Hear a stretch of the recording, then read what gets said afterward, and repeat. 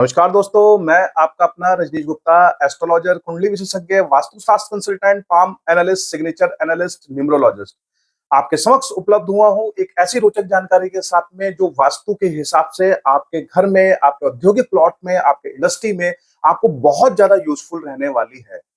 क्या करते हैं जब हम कोई नया प्लॉट खरीदते हैं तो कुछ परिस्थितियों को ध्यान में नहीं रखते हैं। हमने दो पहले वीडियोस बनाए हैं जो ईशान कोण के ऊपर जिनका विस्तार हो रहा है वहां पे हमें प्लस माइनस क्या रिजल्ट मिलता है।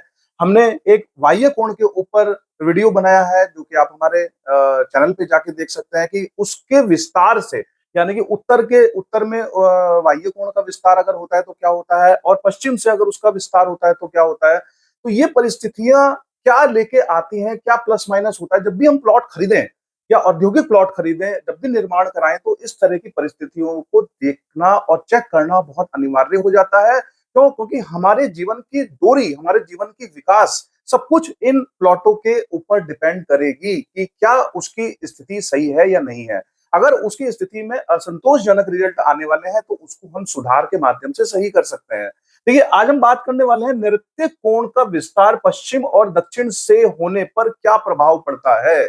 यानी कि नैऋत्य कोण क्या है? साउथ वेस्ट की दिशा हमारी होती है और साउथ वेस्ट जो दिशा है ये हमारी रहती है यहाँ पे राहु की। ये दिशा जो है संबंधों की है। ये दिशा जो है हमारे जितने अच्छे संबंध हमारे रहने वाले हैं, ये दिशा जो है हमारी तमस की एरिया है। यहाँ पे हम एक आरामदायक एक जगह होती है। तो साउथ वेस्ट की दिशा जो है बहुत ही अलग तरह के संबंध हमारे परिवार में कैसे रहेंगे, हमारे लोगों के साथ में, हमारे कर्मचारियों के साथ में हमारे संबंध कैसे रहेंगे। ये बहुत कुछ डिपेंड करता है इन संबंधों के ऊपर, क्योंकि ये जो दिशा है डिस्पोजल की दिशा है। यहाँ पे वेस्टेज जो है वो खत्म हो जाता है आके। तो इस तरह की दिशाओं के अंदर आराम और तमस की दिशा कहलाई जाती है। क्या होता है जब ये दिशा पश्चिम की तरफ से इसका विस्तार होता है। अगर मान लीजिए कि आपका एक प्लॉट है, उस प्लॉट पे आप देख रहे हो कि उसका जो विकास है, साउथ वेस्ट का जो विकास है वो हमारा पश्चिम दिशा की तरफ से हो रहा है, तो उसके क्या प्रभाव पड़ेंगे। देखिए, इस तरह के प्लॉट के अंदर एक्सीडेंटल चीजें कहीं ना कहीं रहती रहेंगी। कुछ ना कुछ आपके औद्योगिक क्षेत्र में, आपके औद्योगिक प्लॉट पे, आपके औद्योगिक कंपनी के अंदर या रेजिडेंशियल एरिया में एक्सीडेंटल चीजें आपको बहुत ज्यादा महसूस होंगी या रहेंगी। कोर्ट केस जो है इस स्थिति में आपके साथ में लगातार बने रहेंगे। किसी ना किसी विवाद में, किसी ना किसी चीजों की वजह से कोर्ट केस लगातार आपके साथ में बने रहेंगे। वित्तीय घाटे आपको लगातार होते रहेंगे। साथ ही साथ पुत्रों की अक्षमता, यानी दैट मीन्स कि आपके जो पुत्र हैं वो इस व्यापार को आगे ले जाने में असक्षम हो जाएंगे अगर यहाँ पे पश्चिम से उस नैऋत्य कोण का विकास हो रहा है। वित्तीय संस्थान को डुबाने में पर्याप्त है। अगर ये विकास यहाँ पे है तो आपके वित्तीय संस्थान, जो आपका औद्योगिक फैक्ट्री है जिसपे आप काम कर रहे हैं, जो भी आप ट्रेडिंग कर रहे हैं, होलसेलिंग कर रहे हैं, तो हो सकता है एक समय के बाद में ये डूब जाए। साथ में देखिए, यहाँ पे संस्था के सही चल रहे हैं। अगर संस्था यानी वित्तीय, आपकी कोई फैक्ट्री है, मान लीजिए इस तरह के प्लॉट के ऊपर आपकी कोई कंपनी है, फैक्ट्री है, कोई भी कार्य आप उसके ऊपर कर रहे हैं, मान लीजिए कि आप उस तरह के प्लॉट के ऊपर जब आप कार्य करते हैं, जब हम व्यापारिक दृष्टिकोण से इसको देखें तो लगातार क्या होगा कि सही दिशा में अगर वो चल रही है तो इसका इस भ्रम में नहीं हमें रहना चाहिए कि इसमें कुछ नहीं होगा। एक समय के बाद में आप देखेंगे कि कुछ वर्षों में इसका पतन जो है वो होना ही होना है। तो इस तरह की स्थिति जब हमारे समक्ष रहे तो हमें थोड़ा ध्यान रखने की जरूरत है। इस तरह के प्लॉट के ऊपर हमें इस तरह का अगर एक्सटेंशन मिल रहा है तो पूरे एक्सटेंशन को अपने यूज में ना ले, इस एक्सटेंशन को हम छोड़ दें।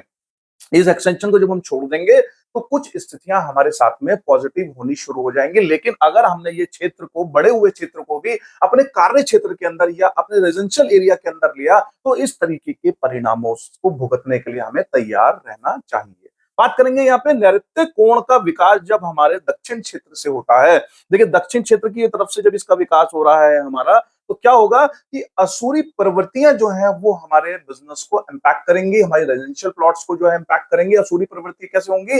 यानी कि दूसरे का नुकसान, कहीं ना कहीं दूसरे का नुकसान, द्वेष, और कहीं ना कहीं एक कॉन्फिडेंस, ओवर कॉन्फिडेंस में कन्वर्ट हो जाना, कहीं ना कहीं दूसरे को नीचे दिखाना, कहीं ना कहीं दूसरे का अलाभ करना, कि किसी ना किसी का लाभ ना हो इस तरह के प्रयत्न हमें करना, कहीं ना कहीं दूसरे के लिए हम अलग तरह की प्रवृत्तियां हमारे अंदर इजाद हो जाएंगी। असुरी प्रवृत्तियों का प्रवेश होता है जब हमारा प्लॉट, जब हमारा औद्योगिक प्लॉट या हमारा रेजिडेंशियल प्लॉट साउथ की तरफ से साउथ वेस्ट को बढ़ाने का काम करेगा। तो असुरी प्रवृत्तियों का प्रवेश होगा, आपको धोखा मिलेगा, हो सकता है आपके कर्मचारी आपको धोखा दे दें, आपके साथ फरेब करें।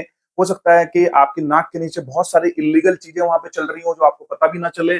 फरेब, घाटा भी यहाँ पे लगातार फाइनेंशियली घाटा आपको होता चला जाएगा। यहाँ पे इलनेस, बीमारियां यहाँ पे कहीं ना कहीं पनपती चली जाएंगी। इस तरह के क्षेत्र में जब आप देखेंगे तो बीमारियां रहेंगी, बहुत सारे मुकदमे, यानी हो सकता है कि इसमें क्या ऐसा दोष क्रिएट क्रिएट हो जाता है कि आपके समक्ष अनंत टाइप के मुकदमे, आप उन मुकदमों का कोर्ट केस लगातार आपके साथ में चलता चला जाएगा।